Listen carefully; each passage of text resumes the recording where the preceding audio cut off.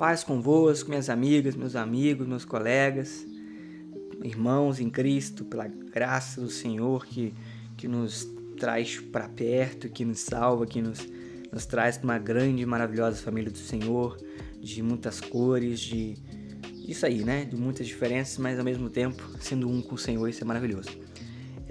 Então, continuamos aqui, né, nessa meta, que o Senhor nos ajude, continuamos aqui com o devocional, mais um devocional aqui, espero que a gente esteja conseguindo progredir, aprender e que esteja sendo muito enriquecedor para você e que o Senhor nos ajude, amém? Que o Senhor nos ajude a melhorar, a sermos capacitados, como eu estou dizendo, isso aqui também está sendo um aprendizado muito grande para a minha pessoa e eu também tenho que meditar em muita coisa aqui e rever muitas coisas em minha vida também, através do que a gente está aprendendo aqui.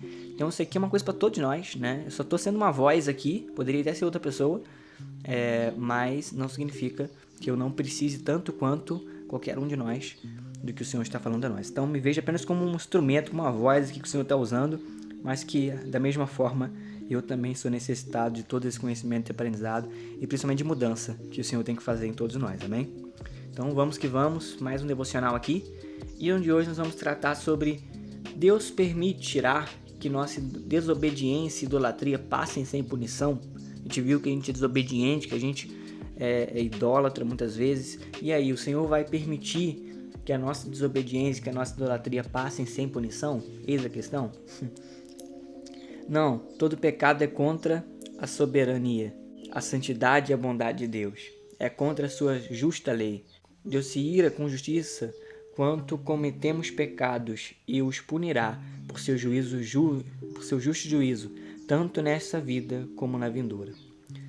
Vamos ler aqui o texto de Efésios, capítulo 5, versículos 5 ao 6.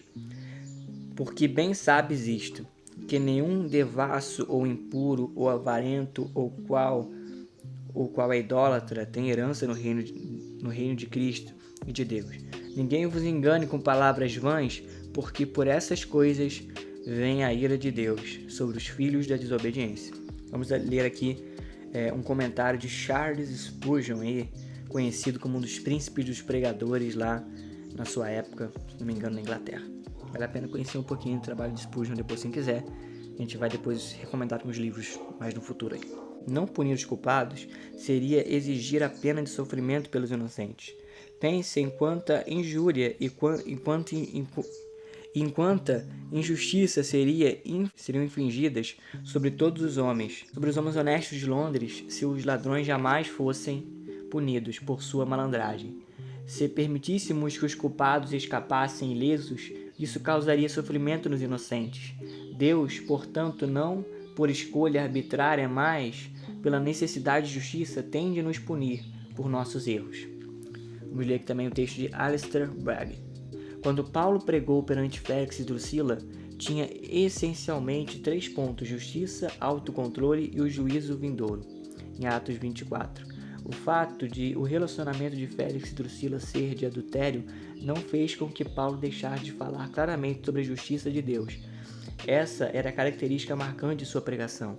No final de seu discurso em Atenas, ele diz ao mesmo: Deus tem determinado um dia em que com justiça há de julgar o mundo por meio do homem que destinou. A Bíblia deixa bem claro que não escaparemos de ser identificados ou condenados ou sentenciados para sempre. Haverá sim um dia de pagamento. A ideia de que Deus é bondoso demais para condenar o pecado e que todo mundo, no fim das contas, irá para o céu, realmente não encontra base na Bíblia. A advertência de Paulo em Efésios 5 é para que aqueles que professam ter fé em Jesus, de modo a não prestar atenção aos que sugerem outra coisa diferente daquilo que ele está lhes ensinando. Ou seja, que virá esse dia, um dia certo, um dia em que será totalmente justo, dia em que o juízo feito será absolutamente final.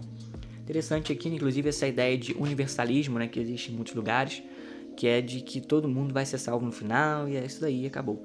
E a Bíblia, pelo menos, não dá nenhuma base para que a gente tenha esse tipo de reflexão, né? O pecado acaba tendo aí o seu castigo, né? Algumas vezes nós somos castigados, inclusive, já nessa própria vida, né? Muitos dos problemas que por vezes acontecem na nossa vida é pela nossa própria desobediência, pela nossa própria burrice, por assim dizer, de andar em caminhos equivocados e errados que com certeza vão levar a nos perdermos e a cairmos, a termos prejuízo, né? Então, por vezes, a gente está procurando coisas que vão dar em errado e por vezes a gente até sabe disso, então a gente meio que acaba recebendo aquilo que a gente procurou, né? Tem aquela coisa que diz que quem procura acha, né? Então, algumas vezes é meio que isso, né? Quem acaba procurando andar no erro e tudo mais, o final disso daí não costuma ser nada bom, né? O final disso costuma ser algo ruim, costuma ser algo que leva à morte, que leva à dor, que leva à punição, que é devida. Foi como eu falei no início.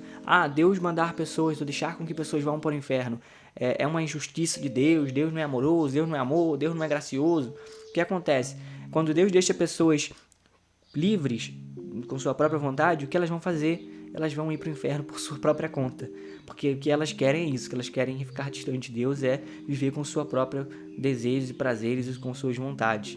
Então, quando Deus deixa com que pessoas vão para o inferno, Ele só está deixando as pessoas irem por conta própria ao lugar onde elas meio que já querem ir, por sua própria conta, com suas próprias ações, já que somos dignos da ira e somente pela graça do Senhor que somos perdoados, somos salvos e redimidos.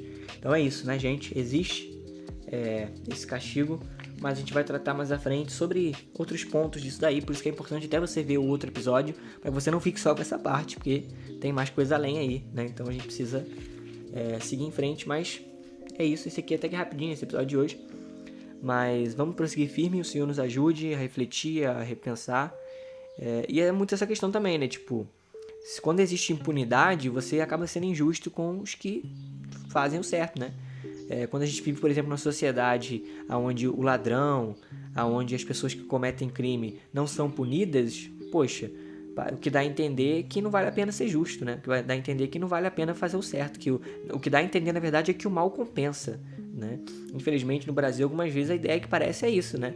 A gente, por vezes, vê uma justiça muito falha em punir aquilo que deveria ser punido, aquilo que é errado, né? Ao ponto de que parece que o crime compensa, né? E aí por isso que a gente vê muita gente entrando no crime, afinal, se não há justiça contra o erro, parece que compensa viver no erro, parece que é lucrativo, por isso muita gente acaba indo por esse caminho.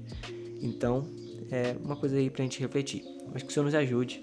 Vamos fazer oração aqui, né? Justo Senhor, se pensamos que somos bons, enganamo-nos. Merecemos tua ira, quebramos teus mandamentos e não temos amado a ti de todo o nosso coração, mente e força. Só podemos pedir a justiça de Cristo e pedir que nosso castigo recaia sobre ele. Amém. É um pouco já do spoiler aí do que vai ser no próximo, né? Nós merecíamos toda miséria, todo castigo, e o que recebemos é graça. Graças ao Senhor, porque sobre ele recai a ira que deveria recair sobre nós. Então a gente vai tratar disso no próximo. Mas por enquanto é isso. Que o Senhor nos abençoe, que o Senhor nos ajude e que a graça esteja sobre todos nós. É isso. Até a próxima.